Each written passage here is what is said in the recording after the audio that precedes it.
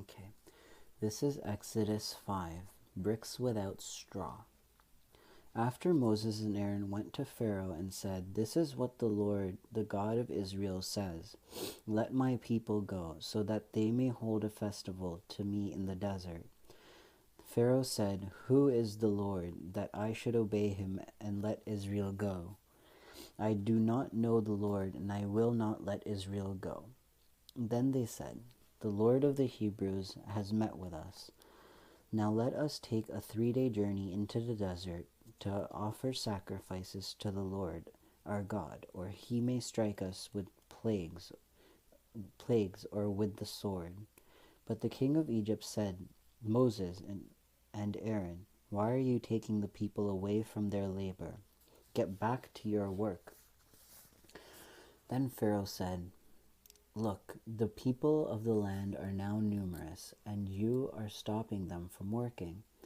That same day Pharaoh gave his order to the slave drivers and foremen in charge of the people. "You are no longer to supply the people with straw for making bricks. Let them go and gather their own straw, but require them to make the same number of bricks as before. Don't reduce the quota. They are lazy. That is why they are crying out, 'Let us go and sacrifice to our God.' Make the work harder for the men so that they may keep working and pay no attention to lies." Then the slave drivers and the foremen went out and said to the people, "This is what Pharaoh says: I will not give you any more straw. Go and get your own straw wherever you can find it, but your work will not be reduced at all." So the people scattered all over Egypt to gather stubble to use for straw. The slave drivers kept pressing them, saying, "Complete the work required of you for each day, just as when you had straw, the Israelite The Israelite foremen appointed by Pharaoh's slave drivers were beaten and were asked, "Why didn't you meet your quota for bricks every day, or today as before?" Then the Israelite foreman went and appealed to Pharaoh. "Why have you treated your servants this way? Your servants are given no straw, yet we are told, 'Make bricks.' Your servants are being beaten, but the fault is with your own people." Pharaoh said, "Lazy, that's what you are, lazy. That's why you keep saying, 'Let us go and sacrifice to the Lord.'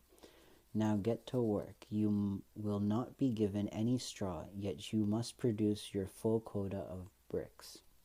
The Israelite foremen realized they were in trouble when they were told, "You are not to reduce the number of bricks required of you for each day."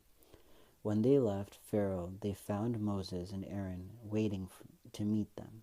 And they said, "May the Lord look upon you and judge you. You have made us a stench to Pharaoh, and his officials have put a sword in their hands to kill us." Then God promises deliverance. Moses returned to the Lord and said, "O Lord, why have you brought trouble upon this people? Is this why you sent me? Ever since I went to Pharaoh to speak in your name, he has brought trouble upon this people, and you have not rescued your people at all." He will.